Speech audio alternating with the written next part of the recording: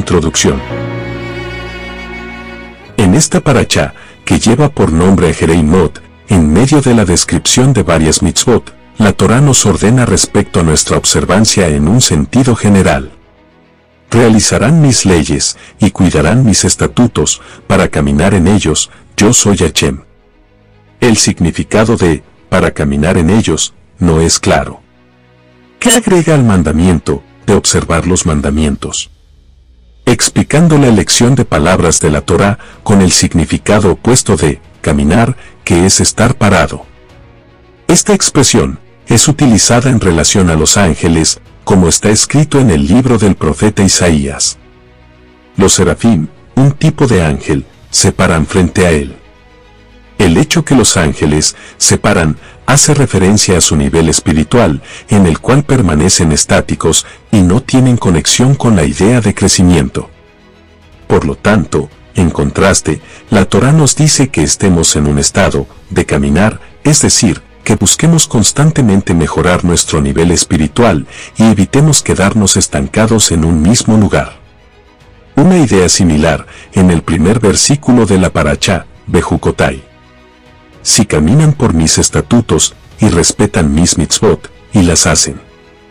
Entonces, no es suficiente con cumplir las mitzvot todos los días en el nivel que se había hecho el día anterior, sino que uno debería subir constantemente de un nivel a otro, realizando la mitzvah de manera más elevada. Además de observar las mitzvot, debemos esforzarnos constantemente por avanzar en el servicio divino. Quedarnos parados en el lugar no es una opción. Y más aún, pareciera que respecto a los seres humanos no existe la idea de quedarse en el mismo nivel espiritual, sino que uno avanza o retrocede, y son los ángeles los únicos que pueden permanecer quietos sin retroceder. Esta idea está expresada en una explicación homilética de la prohibición de subir escalones cuando la persona se dirige al altar para realizar el servicio divino. En lugar de escalones, se debe construir una rampa que suba al altar. ¿Por qué debe hacerse una rampa y no escalones? Al ascender una rampa pronunciada, uno debe esforzarse, incluso para quedarse quieto en el lugar. Si intenta quedarse en el lugar, la pendiente lo hará retroceder. Solo podrá permanecer en el lugar si ejerce un poco de presión hacia adelante y solo avanzará con un movimiento hacia adelante aún mayor. En contraste, al subir escalones, uno puede quedarse quieto sin temer caer, porque la superficie donde está parado es plana. Esto nos enseña que cuando uno se acerca al servicio divino, debe esforzarse activamente para permanecer estable, mientras que para avanzar, necesita hacer un gran esfuerzo. La analogía moderna de este principio es intentar subir una escalera mecánica que se dirige hacia abajo. Sin embargo, esta explicación genera una nueva pregunta. ¿Por qué cuando una persona no se esfuerza retrocede, en lugar de quedar en el lugar?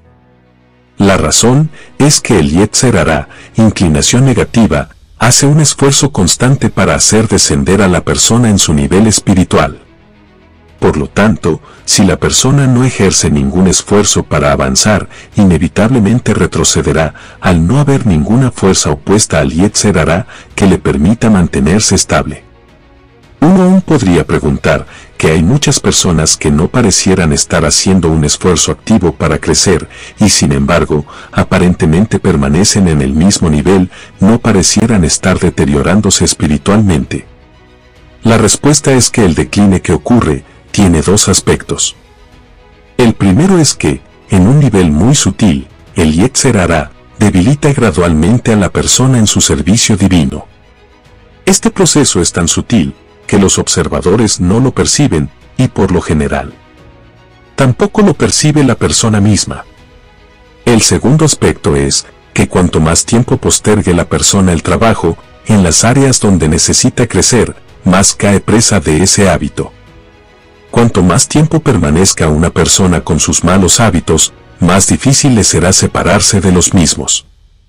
Solo logrará hacerlo mediante un gran esfuerzo. Vimos lo importante que es el crecimiento activo para el servicio divino y como en espiritualidad, quedarse quieto no es una alternativa.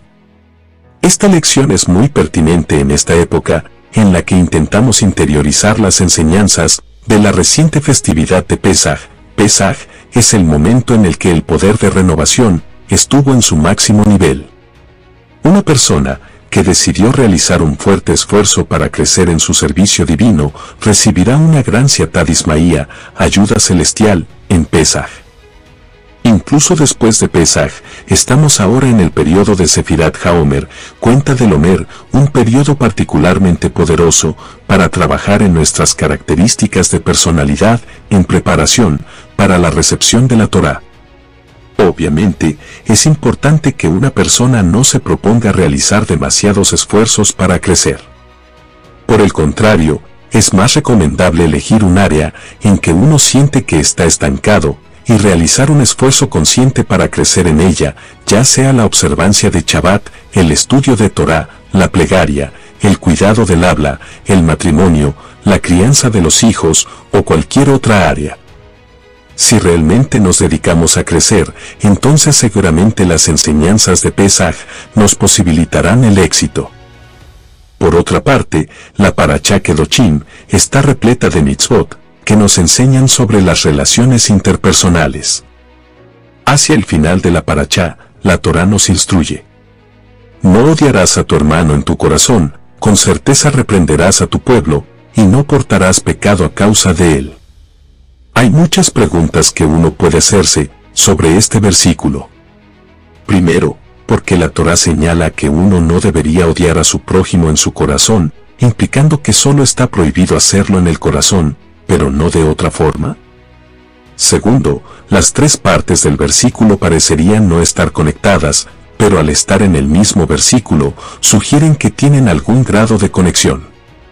¿Cuál? Finalmente, el significado de la última parte del versículo, no portarás pecado a causa de él, no es claro. Respecto a la especificación de la Torá sobre el odio en el corazón, muchos comentaristas escriben que efectivamente la Torá se enfoca particularmente en el odio que uno guarda en el corazón, excluyendo el odio que es expresado. Explican que obviamente está prohibido expresar la disconformidad que tengamos con otra persona de manera hostil, y que hacerlo puede involucrar muchas prohibiciones, como vengarse o guardar rencor. Sin embargo, quien actúa de esta forma, no transgrede la mitzvah de no odiar a su hermano en su corazón, porque no lo guarda en su interior, sino que se lo expresa a la persona que le genera incomodidad. En esta mitzvah, la Torá se enfoca en situaciones donde la persona se siente herida u ofendida por otra persona, y elige conservar el odio en su interior sin hablarlo con quien la hirió. El problema de esta inacción es que inevitablemente causará que el odio cause consecuencias sumamente negativas. Un ejemplo de la Biblia está en el incidente con Amnón y Tamar. Después de que Amnón realizó una acción terrible, el profeta nos dice que Absalón, hermano de Tamar, sintió un gran odio hacia Amnón, su medio hermano, y que no habló con él sobre lo ocurrido. Si hubiera hablado con Amnón sobre lo ocurrido, el odio se hubiera disipado. En cambio, el odio solo creció hasta el punto en que Absalón mandó matar a Amnón 2 años después. Si bien Amnón hizo un grave pecado, y Absalón tenía razón en estar furioso con él, se le recrimina por no hablar con Amnón y dejar que el odio haga ebullición, con consecuencias terribles. Hemos respondido la primera pregunta sobre por qué la Torá se enfoca particularmente en el odio en el corazón. Esta forma de odio tiene un problema único, que no se encuentra en el odio del mismo nivel, pero que es expresado, que resulta en un aumento innecesario del odio, que podría haber sido evitado por medio del diálogo. En esta línea, vemos que el odio interior es peor que el revelado, y que por eso la Torá señaló esa forma de odio en particular. La raíz de esta mitzvah es que el odio en el corazón les hace un gran daño a las personas, causando un conflicto permanente entre hermanos y amigos, y es el rasgo más bajo y desagradable, el cual es el más reprobable de todos, ante los ojos de las personas con sentido común. Ahora podemos entender también la continuación del versículo, reprende a tu pueblo. Los comentaristas explican que además de referirse a la crítica estándar al ver a otra persona pecar, esta mitzvah también incluye situaciones donde uno es herido por su prójimo. La Torá nos instruye: no odies a tu prójimo en tu corazón, manteniendo el odio en tu interior. En lugar de eso, habla con tu prójimo sobre tus sentimientos. Esa es la reprimenda a la que se refiere la Torá. Hablar con la otra persona de manera razonable sobre el dolor que causó tiene dos posibles consecuencias. O explicará sus acciones, mostrando que en realidad no cometió un pecado y que hubo en cambio alguna clase de malentendido, o admitirá que cometió un error y ahora que advierte el daño que causó, se disculpará y prometerá no volver a hacerlo. El significado de la parte final del versículo: no portarás pecado a causa de él. Significa que cuando una persona te hiere, no debes asumir inmediatamente que pecó, sino que deberías juzgarla para bien y asumir que quizás no pecó, o incluso si lo hizo, que se arrepentiría felizmente si se diera cuenta del daño que causó. Vimos la naturaleza reprensible del odio interno y la necesidad de hablarle a la persona hacia quien uno guarda alguna clase de odio por algo que hizo. La experiencia demuestra que cuando uno sigue las instrucciones de la Torá en esas áreas, el resultado es casi siempre que la persona explica su accionar y se disculpa por un daño involuntario que causó. La gran mayoría de la gente no es cruel y no desea lastimar a los demás. Entonces, cuando la víctima de palabras duras o de otra forma de comportamiento le explica a la persona lo que siente, el resultado es casi siempre positivo, evitando un ascenso innecesario del odio, así como una gran cantidad de dolor. No es fácil acercarse a alguien de esta forma, pero el temor sentido no exenta a nadie de la obligación de la Torá de intentar clarificar la situación. Que todos ameritemos tener relaciones abiertas y honestas donde las disputas puedan ser resueltas con rapidez. Shalom.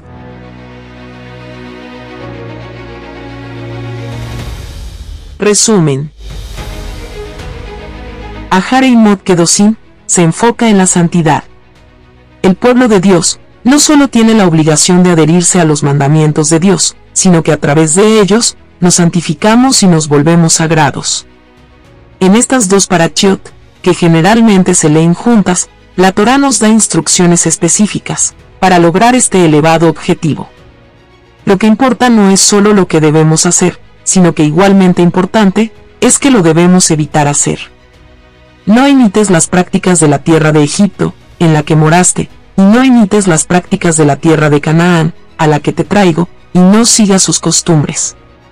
Y esto aplica a todas las tierras de nuestras peregrinaciones. Siempre es tentador pertenecer a un grupo, seguir a las masas, y adoptar lo que está de moda. Por ello, al comienzo mismo de nuestra historia, Hashem nos advierte que si queremos sobrevivir como pueblo escogido, debemos conservar nuestra fe, no podemos imitar las prácticas de las naciones entre las que moramos. Nuestra moral y nuestra ética tienen su raíz en el Sinaí y no se pueden cambiar, mientras que las reglas que legislan las vidas de las naciones, las leyes con las que viven, están en un constante flujo de cambio. Lo que ayer se consideraba inmoral, hoy se puede aceptar. Sin ir muy lejos, considera el lenguaje, que se volvió políticamente correcto, la forma de vestir, que se considera la alta moda, el entretenimiento, que se considera cultura, la forma en que se les permite a los jóvenes dirigirse a los ancianos, el colapso de nuestras familias.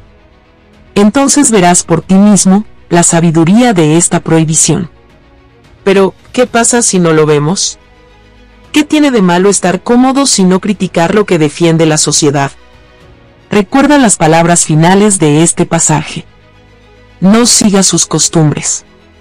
La única forma que tenía el pueblo judío para sobrevivir los siglos de exilio, la única forma que tenemos para resistir la acometida de la asimilación, es aferrarnos tenazmente a las leyes de nuestra Torá, y alejarnos de esos estatutos, a los que a primera vista, podríamos sentirnos atraídos.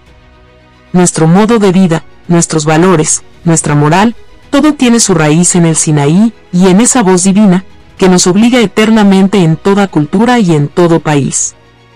La confianza es la base de todas las relaciones. Una de las mitzvot que menciona esta parashá es: no pondrás un obstáculo delante de un ciego.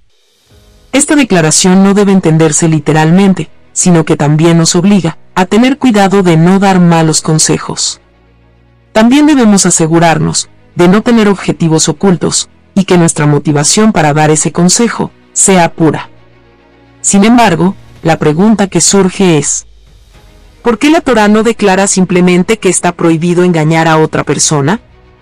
¿Por qué habla de forma metafórica, poner un obstáculo delante de un ciego? La Torá quiere enseñarnos la seriedad y la importancia de la confianza.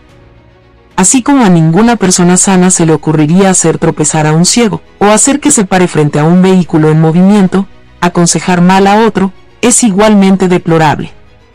Todos sabemos lo doloroso que es descubrir que fuimos traicionados por personas en las que depositamos nuestra confianza. Por lo tanto, deberíamos procurar no hacer lo mismo a otros. Todas las relaciones se construyen sobre la confianza. Ni los individuos, ni las familias, ni las sociedades pueden sobrevivir cuando no hay confianza. Cuando llegamos a entender esto, y comprendemos que engañar o confundir a una persona no se diferencia de permitir que un ciego cruce una avenida con el semáforo en verde, con certeza seremos más sensibles a cada palabra que pronunciemos. La regla de oro de la Biblia es: ama a tu prójimo como a ti mismo. Este es un principio fundamental de la Torá, del cual podemos aprender a relacionarnos con los demás.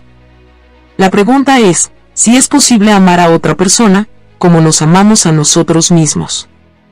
Así como somos conscientes de nuestros muchos defectos, y de todas formas nos amamos a nosotros mismos, así también debemos ser amables con los demás y amarlos a pesar de sus defectos.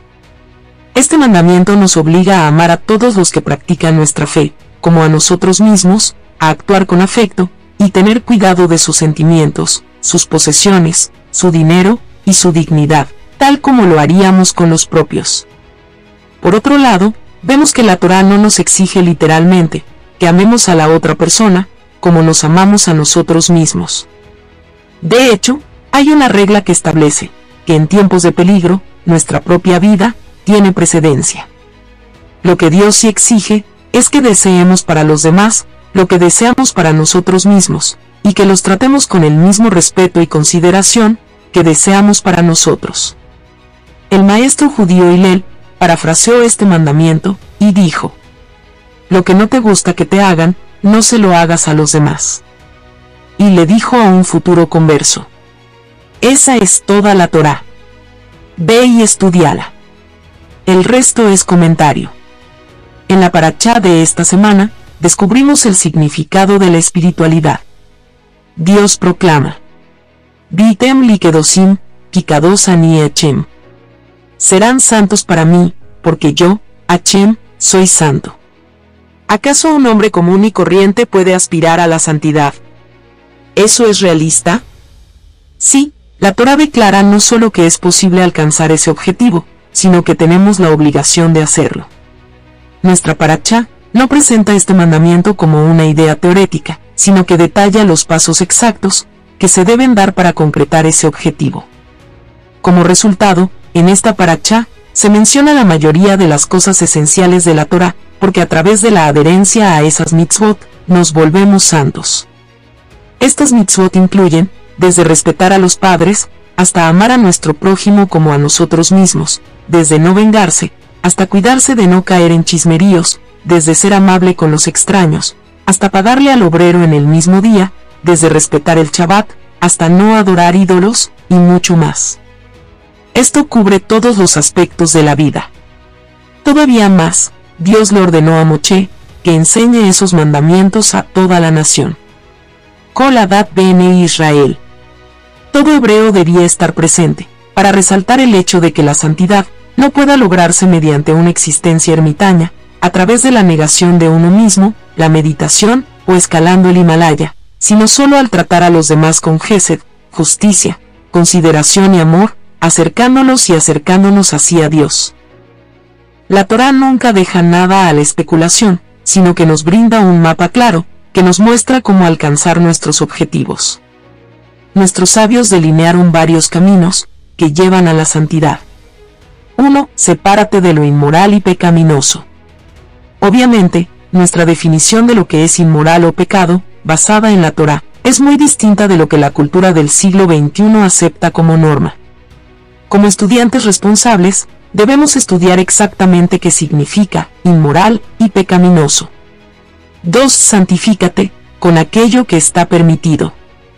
Se nos encarga atemperar todas nuestras acciones y palabras con disciplina. Por ejemplo, se nos permite comer, pero no ser glotones, se nos permite comprar, pero no ser adictos a las compras, se nos permite beber alcohol, pero no emborracharnos. Nosotros santificamos el vino, haciendo kiddush. 3. Hacer que Dios sea amado mediante nuestras acciones y palabras. Como creyentes, tenemos la responsabilidad de ser los embajadores de Dios. Por ello, tenemos el mandato de inspirar a las personas, para que amen y alaben a Dios. Al demostrar bondad, refinamiento y consideración, traemos honor y gloria al nombre de Dios. Esta obligación no se reduce a importantes eventos mundiales, sino también a nuestras interacciones cotidianas, como agradecerle al empleado de una tienda, o a una azafata, cederle a alguien el paso, y no arrebatarle a otro el lugar de estacionamiento. Los ejemplos son infinitos. 4. Así como Dios es compasivo y misericordioso, nosotros también debemos ser compasivos y misericordiosos. Debemos esforzarnos para emular los atributos de Dios de compasión y misericordia en nuestras relaciones personales, porque allí se encuentra la esencia de la santidad. A primera vista, puede parecer que esto es lo más difícil de todo, pero si tenemos en cuenta que queremos que Dios nos perdone por nuestras transgresiones, sin dudas, seremos capaces de decir dos poderosas palabras: te perdono. Por otra parte, la Torá nos dice: no te vengarás, y no guardarás rencor hacia un miembro de tu pueblo, amarás a tu prójimo, como a ti mismo, yo soy Dios. Vaikra, Levítico 19 versículo 18. Yeshua el Mesías identifica esta mitzvah como el principio fundamental sobre el cual está basado toda la Torá y los profetas. Mateo 22 versículo 40. Para entender cómo cumplir esta crucial mitzvah apropiadamente, debemos responder las 4 siguientes preguntas. 1. ¿Cómo puede la Torá legislar una emoción y obligarnos a amar? 2. ¿Cuál es el objetivo de las palabras, aparentemente innecesarias, como a ti mismo? 3. ¿Por qué esta mitzvah es precedida por las prohibiciones adicionales de no te vengarás y no guardarás rencor? Es muy poco común tener 3 mitzvot diferentes en un mismo versículo. 4. ¿Por qué concluye el versículo con las palabras yo soy Dios? ¿Es imposible obligar a amar?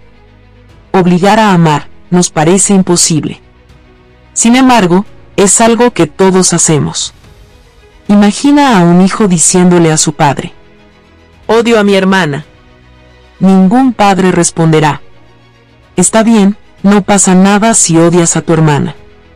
Sino que probablemente dirá: no hables así, tienes que amar a tu hermana. Sabemos que nuestros hijos deberían amarse unos a otros, incluso si uno tomó sin permiso el lápiz del otro, o el iPad, o el suéter.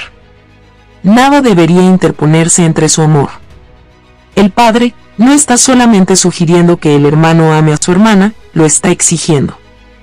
No es solo preferible que los hijos se amen unos a otros, así como no es opcional que los padres amen a sus hijos. Pero, ¿cómo llegamos a amar a un hermano o a un hijo? Responderás que los padres aman a sus hijos, naturalmente. Ahora, ¿y si el niño resulta ser un malcriado? No importa, dirás. Siempre encontrarán algo por lo que amarlo. Definimos amor como el placer emocional de apreciar las virtudes de otra persona e identificarla con esas virtudes. Con nuestros hijos, estamos naturalmente comprometidos a enfocarnos en esas virtudes y a minimizar sus defectos. Mi hijo tiene un corazón de oro, ¿qué importa si es un poco hiperactivo? Entonces los amamos, más allá de todo. La realidad es que el amor es una decisión. Si decidimos enfocarnos en las virtudes de los demás, los amaremos, pero si elegimos enfocarnos en sus defectos, esas personas nos generarán repulsión. Este entendimiento del amor es la base de un matrimonio saludable. Cuando dos personas se casan, aprecian las virtudes del otro y comienzan a construir una relación amorosa. Sin embargo, más del 50% de los matrimonios terminan en divorcio, mientras que muchos de los que siguen casados no viven exactamente una bendición. Cuando se casaron, estaban locamente enamorados. ¿Qué salió mal? Dejaron de enfocarse en las virtudes del otro, dándolas por sentadas, y comenzaron a enfocarse en los defectos, lo cual llevó a la desilusión.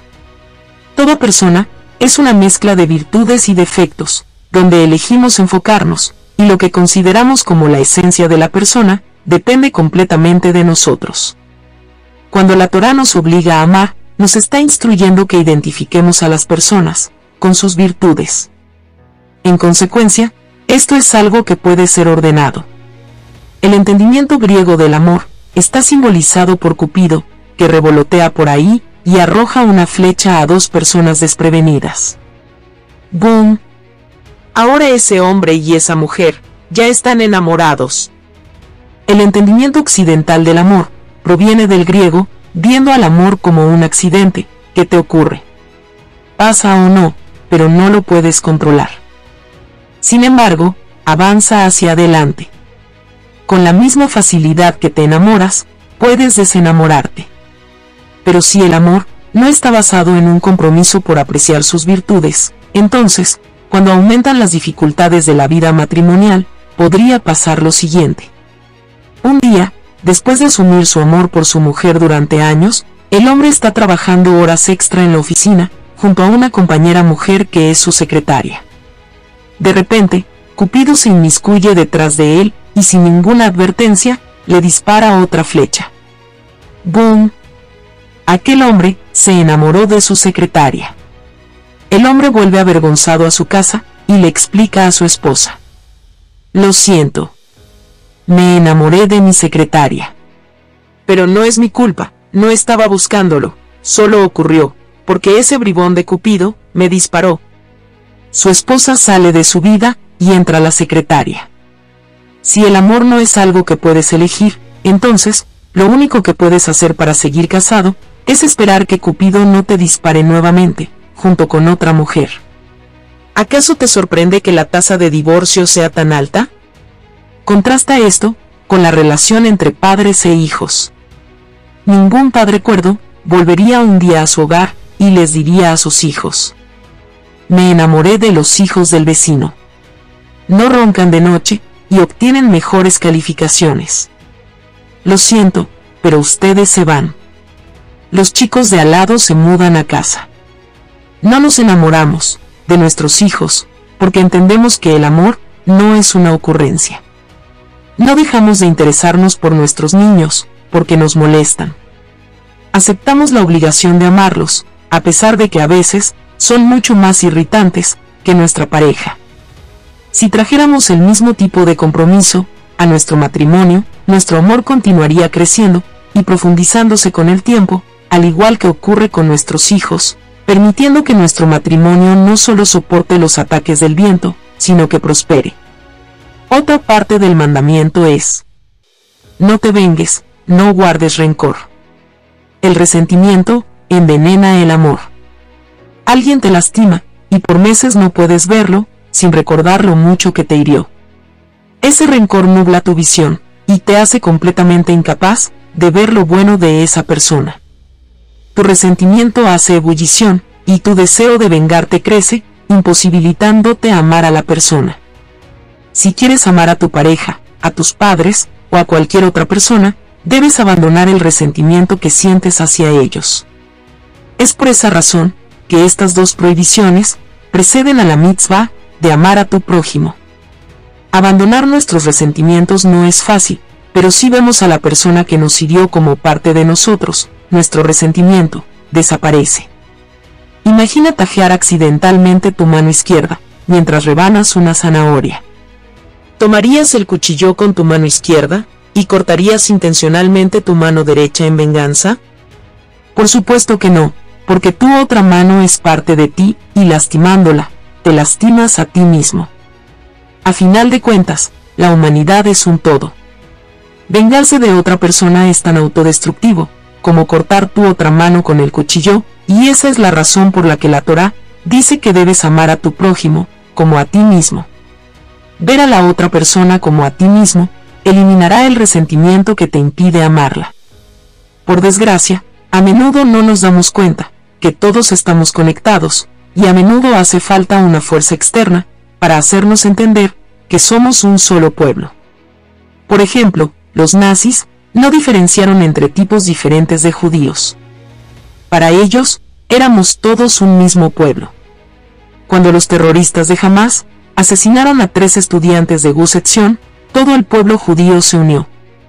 No importó la kipá que usaban, todos sintieron que eran nuestros chicos.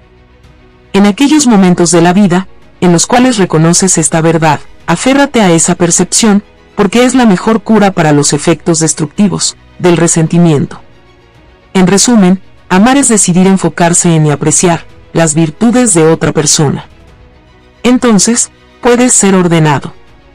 Para amar, debemos abandonar el resentimiento y apreciar que estamos todos conectados.